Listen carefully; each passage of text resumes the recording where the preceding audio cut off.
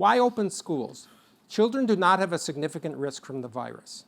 Harms of closing in-person schools are enormous, and nothing is more important to a civilized society than educating its children. And that's what I put forth when I was in the White House. And that case to open schools is regardless of whether kids transmit the virus. The compelling case to open schools does not hinge upon children not transmitting the virus. By the way, they don't transmit the virus much. But that's icing on the cake, as I said.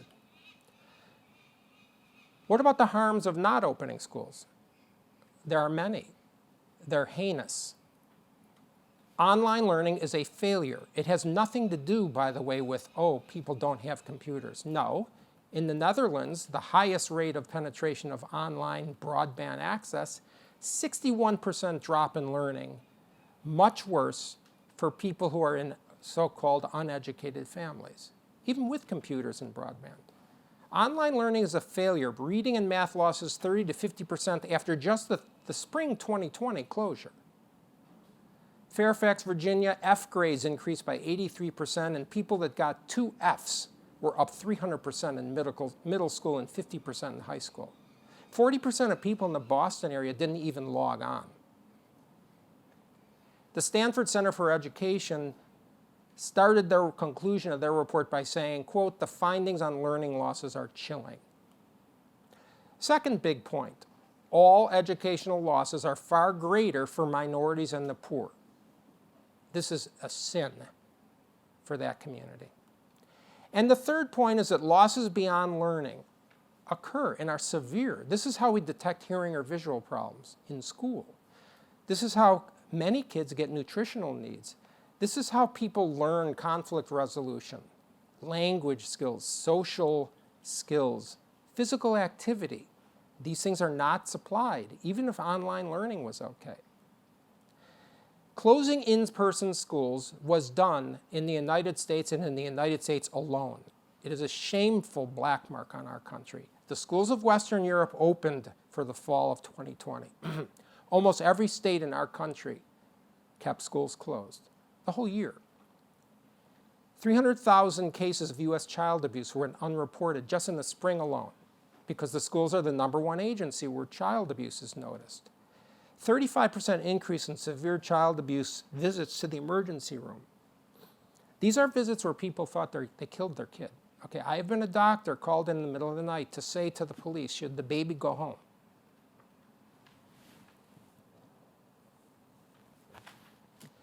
Massive psychological damages were incurred. 3/4 of 18 to 24-year-olds reported at least one mental health symptom by the end of June. A doubling to tripling of anxiety symptoms and depressive symptoms in people your age. 1 out of 4 people your age thought of killing himself last June. More than 2 times as likely of people your age to have new or increased drug abuse or suicidal thoughts as older adults. Tripling of increase of people your age for doctor visits for self-harm. That's cutting yourself. That's putting cigarettes out on your skin. OD drug overdoses skyrocketed, the sharpest increase in 30 years. 52% of people your age reported an unwanted weight gain. The average of that weight gain was 28 pounds during the lockdown. Okay, that is a serious psychological harm. And the most fearful age group by several percentiles is, in terms of how risky is it to get this disease, is people your age. You have the lowest risk and you have the highest assessment of your risk from this disease. This is a National Bureau of Economic Research paper. Let's talk about lockdown. What is a lockdown? Okay, lockdown is a dirty word to the people who advocated lockdowns. So they don't want to say they were for lockdowns, they want to say they weren't. And believe me, I heard that almost every day. Lockdowns are defined as closing schools and businesses, limiting medical care for non-COVID illness, testing and quarantining low-risk people, strictly limiting group and family interactions, and restricting personal movement and travel. That's lockdown. Did lockdowns work? There are several studies I could put up here. I can't go through the whole literature, but this is not cherry picking. I'm going to pick, Joe, just 3 so that I could illustrate this in a timely fashion. This is a study from March that reviewed the weekly mortality in 24 European countries. The findings in the paper suggest that more severe lockdown policies have not been associated with lower mortality. The lockdowns have not worked as intended. By the way, if you're going to advocate lockdowns, you have to save lives. We do all these harms with lockdowns. The burden of proof is on the people who did the lockdowns. If you did equally well without lockdowns, that's a massive indictment of the lockdowns.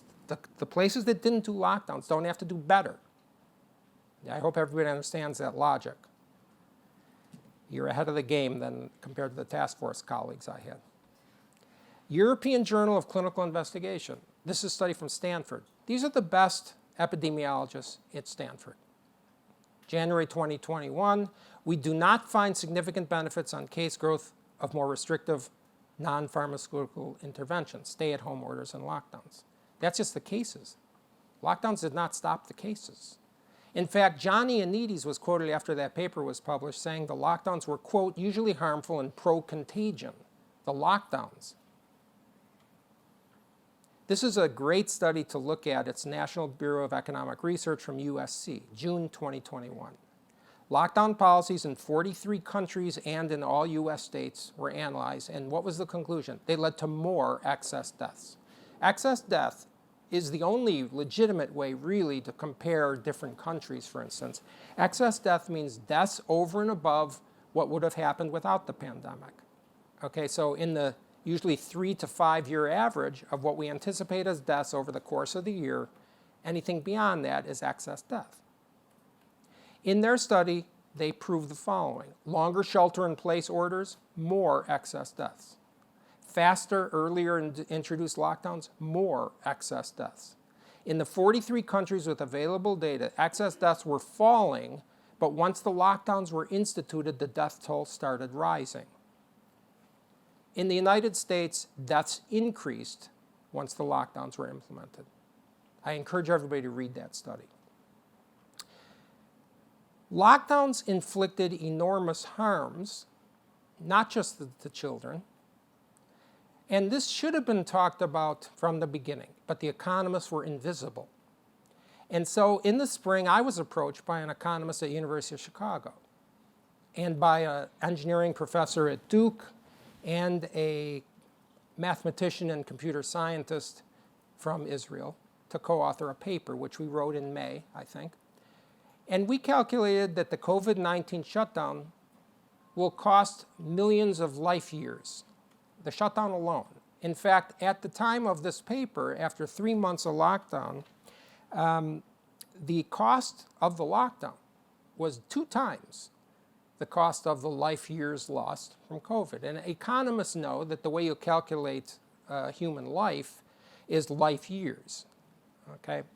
Now, why am I talking about this? One of the reasons is because one of the sort of false dichotomies that was set up by people who advocated lockdowns was that if you are going for opening society, you're choosing money over lives. And that's a lie. That was a distortion to get the public on their side. Okay? When you're shutting down the economy and locking down, you are killing people.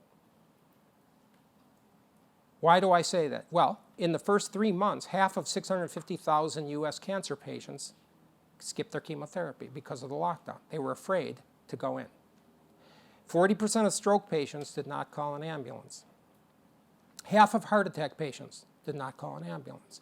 In New York City alone, in those 2 months, they had a 400% increase in deaths from heart attacks. Nothing due to COVID, due to the fear and the shutdown of hospitals. Organ transplants decreased by 85% from the same period last year. The need for organ transplant doesn't go away. The people die. Greater than 2/3 of cancer screenings in the United States were skipped in the first 3 months. 46% of the top 6 cancers were never diagnosed.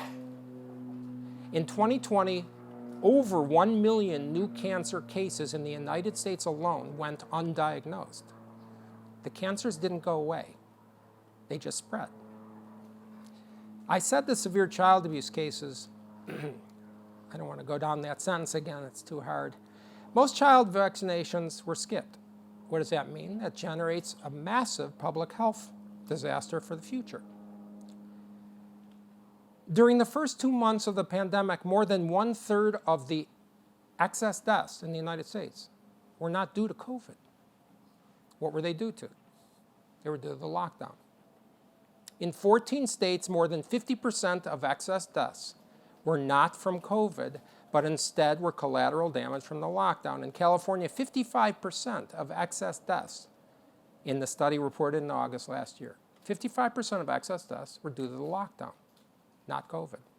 In Texas, 64% of excess deaths were not from COVID. For those aged 65 plus, 39% of excess deaths in the United States were not from COVID. For those 25 to 44, 77% of excess deaths, more than 3/4, were not from COVID. That's CDC data. Over the next 15 years, the National Bureau of Economic Research study reported that from the unemployment alone, there will be 890,000 extra Americans die from the lockdown and the unemployment, not from COVID. Okay? Introducing a lockdown is a decision. The virus does not cause a lockdown. Human beings in charge of policy caused the lockdown. I mentioned in some ways, in some statistics, the lockdowns are much worse for the poor and lower income. This is the unemployment. This is the United States. You notice that from January is the left of the curve to recently. People at the higher income brackets, their job growth is actually positive. Look at the people in the lower income bracket, 23.6% job loss. Lockdowns are a luxury of the rich. Lockdowns are a luxury of everybody probably in this room. I'm being presumptive there, okay? Lockdowns inflicted worldwide harms. American lockdowns inflicted worldwide harms. Because the shutdown of the United States is obviously inextricably linked to the economies all over the world, particularly fragile, low GDP countries, where decreasing GDP has a massive impact on life expectancy. America's public health leaders' pronouncements were listened to all over the world.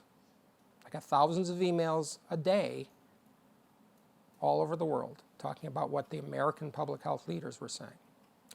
And lockdowns interrupted critical health supplies and services because resources were diverted to stop the cases of COVID-19.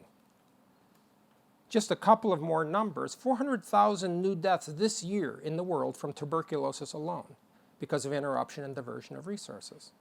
400,000. Tens of thousands of additional malaria deaths in babies in 2020.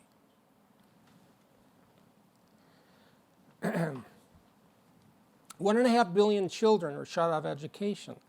100 million more children, not total, were now subjected to sexual abuse, exploitation, violence, genital mutilation, and childhood pregnancies. You're not going to hear this on CNN.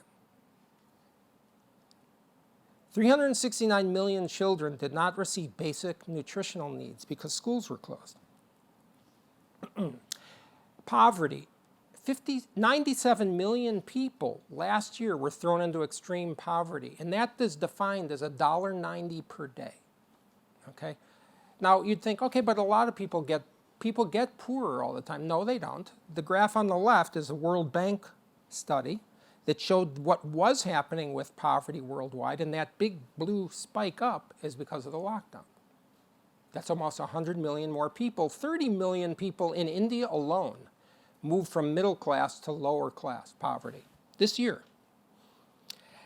The African Development Bank, several countries have a GDP loss that is estimated at 8%, and it's thought to be a massive underestimate. These people now die.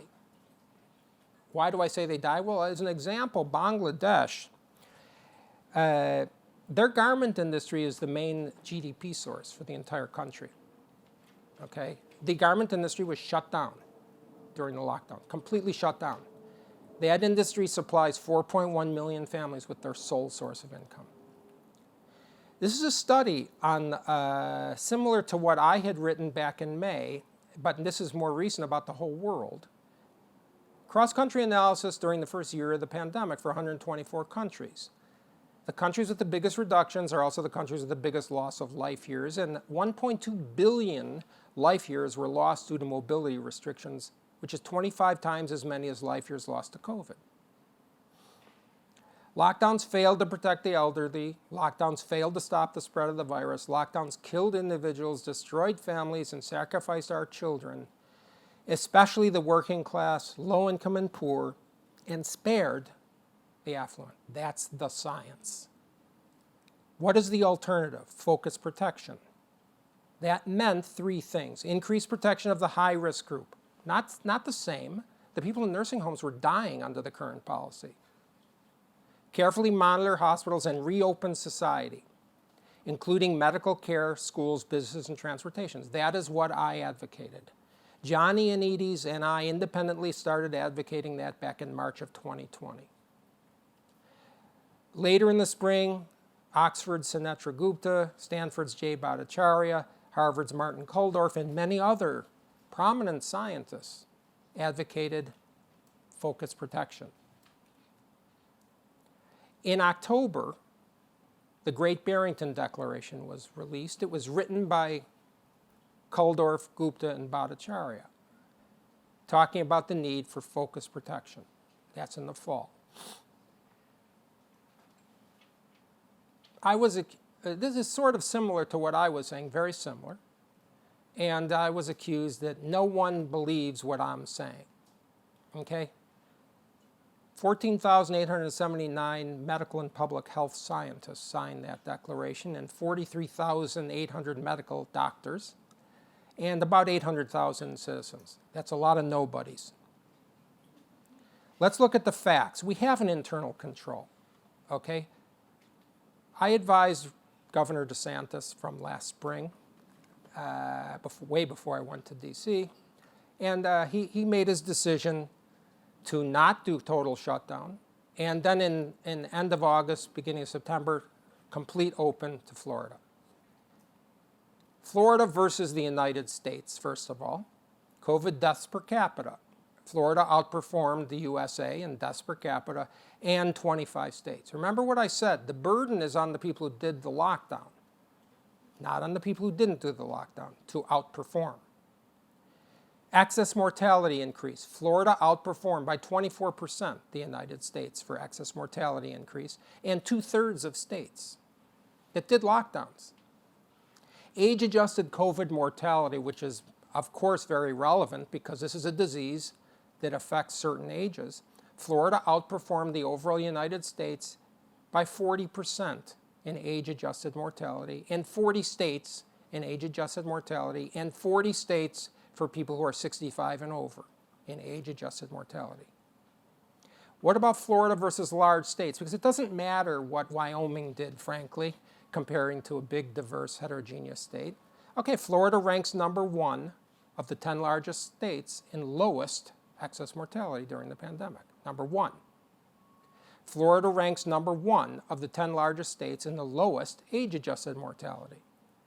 And Florida ranks number 1 of the 10 largest states in lowest age-adjusted mortality for people 65. These are the facts. You're never going to see it on CNN. Let's look at Florida versus a similar state, California. These are large, diverse, mixed urban-rural states with somewhat similar climates. I don't prefer Florida's climate, frankly. And they have certain differences that lend to comparison because Florida is the 5th oldest state. California is the 7th youngest.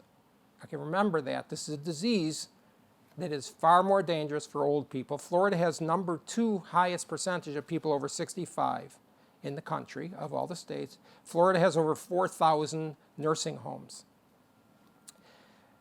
But the big comparison is California is one of the most stringent lockdown states. Florida, wide open since basically the summer of 2020. And one of the evidences of opening here, this is a graph. On the top is Florida, bottom is California. This is school opening since September 2020. Green is in-person schools. Okay, that's all you have to know. California is the lowest percentage of students with in-person schools. Florida has 100%. for the entire school year. What are the results?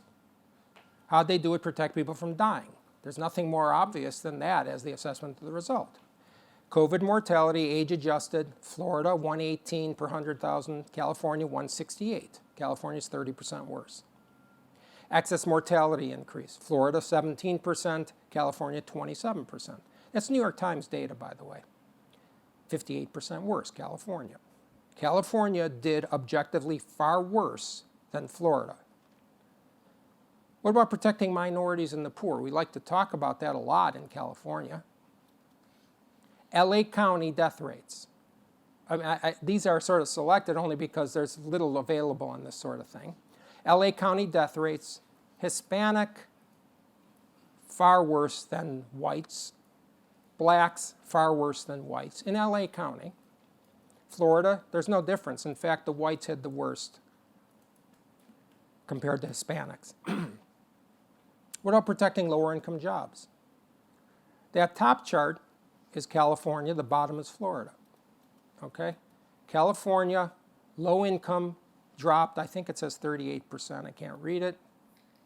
For poor people, lost their jobs.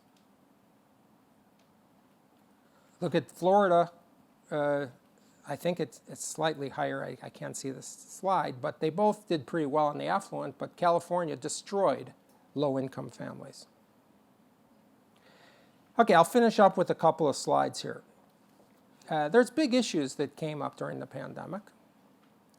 And I don't know how much familiarity you guys have with what happened here, but this is a story about 3 medical scientists at Stanford, all Stanford professors, all long histories of being in medical science at the medical school here at Stanford.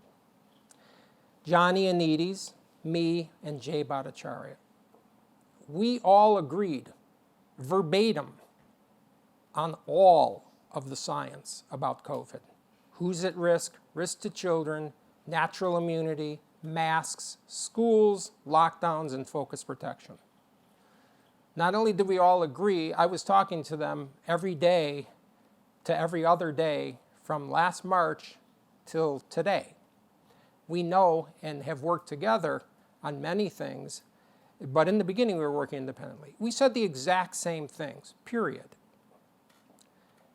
Only one of those 3 was issued rebukes by Stanford University faculty. I wonder why. Okay? This is the voter breakdown from Alvin Rabushka's analysis of 94305. That's Stanford's zip code, which is a lot of faculty members live here. In California, 1/3 of people voted for Trump, 2/3 voted for Biden. Stanford zip code, 94.7 voted for Biden and 3.5% voted for Trump. After the final Stanford rebuke, I issued a statement, and this is the final paragraph. Unfortunately, the Stanford University Faculty Senate has chosen to use its institutional voice to take sides in the debates over the complex scientific and medical questions raised by the pandemic. I fear that this precedent could further embroil the university into politics and raises the threat that the university will criticize other faculty who disagree with Stanford's institutional views on these or other issues. We have a problem now in the United States, and the problem is that there is now a lack of trust in the critical institutions that make up this country. The media and social media, science and public health agencies and their leaders, leaders of K through 12 education, and our university campuses who are supposed to be the place for the free exchange of ideas. Why is there a lack of trust? Because there is now a move toward overt censorship. There is erratic advice coming out of some of these leaders without or contrary to the science. There is false declaration of consensus in the major scientific journals like Lancet in February 2020. There is politicization of science. There is intimidation and censure. And there are finally moral and ethical failures of judgment on who should be vaccinated, who must be vaccinated, etc. Remember, keeping your job is not freedom of speech, okay? Freedom of speech is intimidated when there is a threat of censure. How do I know? Not just from my own experience. I've had hundreds of people contact me from other universities, including some at Stanford, saying they agree with me and they cannot step forward. They're afraid. They're afraid for their families. The free exchange of ideas fundamental to democracy and a free society is under threat in the United States. This is very serious. And it's up to your generation to fix this, because the people in my generation are cowards. Lastly, Winston Churchill said, "Truth is incontrovertible. Panic may resent it, ignorance may deride it, malice may distort it, but there it is."